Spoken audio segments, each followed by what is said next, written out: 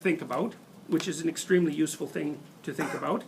Okay, let's go back to that diagram I showed you with the hierarchy. Right? So you got the motor actions at the bottom, and you got the high level abstractions at the top. Okay, so you're tickling the baby, and somebody comes home and says, if you tickle the baby this way, then the baby has more fun. And so how do you respond to that? Well, maybe you're a little peeved because you're doing perfectly fine with this baby, and someone's coming and altering your tickling micro-personality. And if you're irritable, you'll say, well, why don't you just go off and find a baby of your own to play with? And if you're not that irritable, you might say, well, okay, show me what to do. There'll be a tinge of negative emotion there, generally speaking, depending on how the person has approached it. But your self-concept can probably handle a micro change to your tickling routine. Okay, so that's going to produce only a little bit of anxiety and irritation. And the reason for that is that the threat to you is proportionate to the magnitude of the system that's being modified by the challenge. Now this is really useful to know, okay, practically, and this is why.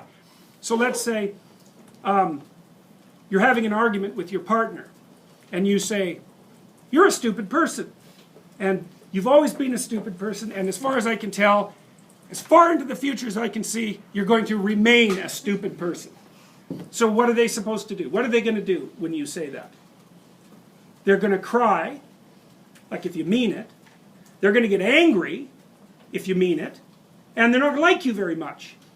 And why is that? Well, it's like, it's assault, basically. The only way, really, the only thing that you can do in a situation like that is walk away, ignore it, respond in kind, or it degenerates into violence. That's it. Because there's no discussion. You haven't left the person anywhere to go. You've gone right to the top of their hierarchy and said everything about you is wrong, and worse than that, all the mechanisms that we could use to correct it won't work. So, those are fighting words. So don't do that unless you want to have a fight. So then you might say, well, what would you do instead? And the answer is, deliver the least amount of information you possibly can. And so let's say you come home and your person is watching TV, and you're kind of hoping they'd greet you at the door. You shouldn't break down into tears and say, you're a stupid person, you've always been a stupid person, and you're going to be a stupid person in the future. You should say, I have this peculiarity, and that is that when I come home, I don't have enough confidence to just be happy. I would like you to come and say, just shut the TV off for 2 minutes, come to the front door and say, hello. And then you can go back and watch your TV. Would it be okay if you did that? And they'll think, well, you'll have to pay for it somehow. But then they'll probably do it. And so, but the thing is you got to specify the routine that you want transformed at the highest possible level of resolution. And you want to recommend the minimal necessary change that will satisfy you. So you can't say, if you loved me, you'd know how to greet me at the door. Ha, not helpful, because they're stupid. Right? And so are you. So you have to spell it out. It's like, what do you want? Exactly. What would make you satisfied? And then you have to have your person, like, grudgingly practice that a few times. And you have to let them do it very badly and also in a bad temper. And then you have to reward them for it. And then maybe 3 months later, they'll do it properly. So you need to know that, because that's what people are like. It's very hard for them to learn new things, and they're very resistant to it, but they're very responsive to reward. So another thing, this is partly what B.F. Skinner figured out. So when he was training rats, and he wanted a rat to do something, one of the things he would do is maybe he was going to train the rat to climb a little ladder. And I mean, he could get rats to climb ladders and then climb across like the little monkey bars and then spin around 3 times and then, whack a ball and then eat something. Like, he got incredibly complex behavior out of rats. And the way he did that was patience. So he put the ladder in the cage and the rat would just run around doing rat things, and then it would put its hand on the first rung, and Skinner would give it a pellet. And so he did, after even once, the rat's going to be like, stand in the immediate vicinity of the ladder, and then the frequency with which it's going to go like this is just increased. So then it does it again, bang, pellet. Well, soon the rat is just going like this, right? So then you wait until the rat tries the other hand, So you give it a pellet then. Well, then it's going like this.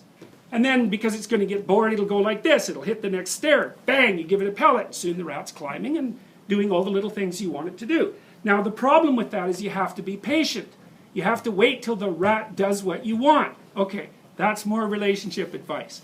Wait till the rat does what you want, and then reward it. And it's unbelievably useful. It's also extraordinarily positive. I mean, I'm being, comical insofar as I can manage that about the situation. But people love reward, and they love attention. People love attention more than anything else. And so, if you watch through the day, and when your partner does something that's good, say, man, that was good, or something like that. You can be inventive, and then they'll do it more. And if you do that a whole bunch, like for a year, they'll be doing things that are good for you just all the time. But you have to be patient, which is very annoying, and you have to suppress your response to only respond to negative things. Because what we know about the expectancy models is that a deviation from expectation produces a burst of negative emotions. So you come home and the whole house is clean, but there's like, I don't know, the dog has shed on the rug or something and the person overlooked that. It's like, you're not going to see the clean house, you're going to see the rug with the dog fur on it. You're going to say, why didn't you clean up the rug with the dog fur? And they're going to say, good luck getting me to clean up the house again. And, because the thing is the exception stands out.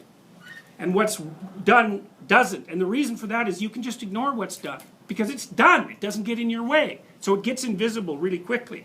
So you really got to watch that tendency. One of the things Nietzsche said was that if you really want to punish someone, you don't punish them when they do something wrong. Because they expect that. That's not a punishment. They expect that. They might even be relieved by it. You want to punish them when they do something right. Because then you'll really hurt them. And so that's something to think about. If you're in a relationship, man, if someone's done something right, do not punish them. You do that 2 or 3 times, and that's it, man. You're not going to get them to do that anymore. So, judiciousness. Watch what they're doing. If something happens that's good, notice it. And, if they've done a bunch of things, don't concentrate on the things they did wrong. That's not smart. It's really hard on them, too. In some sense, this sounds manipulative and selfish, because I'm teaching you how to train your partner. But you should also teach them how to train you.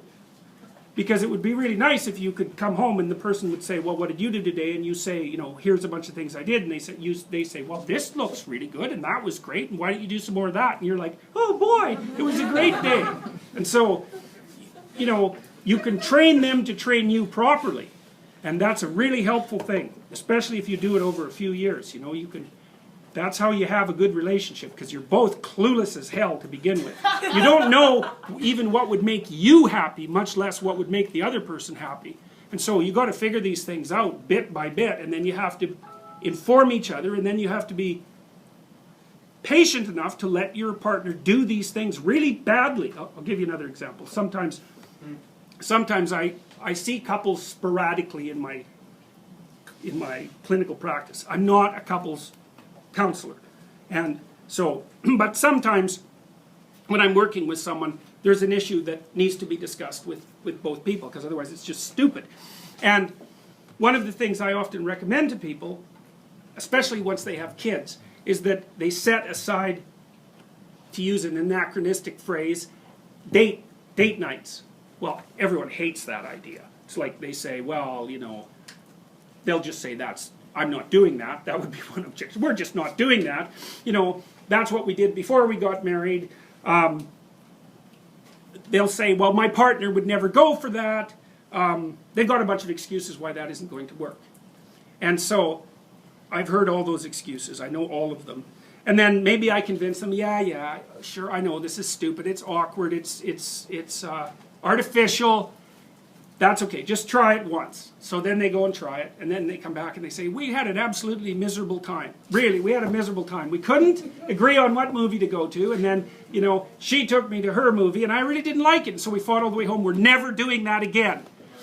And I say, well, really, you've got 30 years, 400 days, that's 12,000 days. Okay, so you're not going to do that. You're going to spend the next 12,000 days without having any real romantic evenings and interactions with your spouse. That's your plan.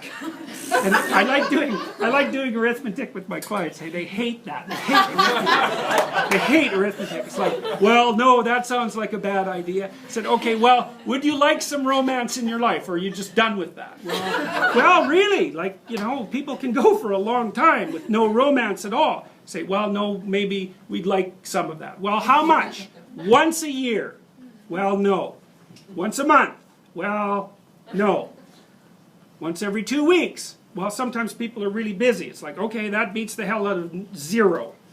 Once a week, twice a week, okay, whatever. We're gonna start with a range. Okay, what would a good evening look like? Like if you could both get exactly what you wanted, what would it look like? Well, then they have to think about that, because the previous theory was my stupid partner should know what I like, and that's what the partner is thinking too. It's like, good luck with that, because no, they don't have a clue, especially if they're men, they don't have a clue. So you have to tell them what you want and how they could deliver it, and vice versa, which is very awkward and horrible. And then you have to practice it for 6 months. Because, you know, it takes a lot of practice to do something sophisticated really well. And then if you do that, it's like, poof, you got it for the rest of your life. So it's worth the aggravation. You know, and the first time the rat puts its paw up on the ladder, it's just sort of doing it accidentally. You can't expect it to do it well. And that's exactly how to view your own progress and the progress of your partner. It's like, let them do it badly for a while. At least they're doing it. So, and if you think they should do it faster, well, look real hard and see how easy it is to change your own behavior. Because it's really hard to change your own behavior. Everybody says, I'm going to exercise 3 times a week. New Year's. And it's like, no one does. They buy the memberships. And then they feel guilty for having them, but they don't actually go to the gym. And that's a perfect example of how difficult it is to transform behavior. Okay, so back to the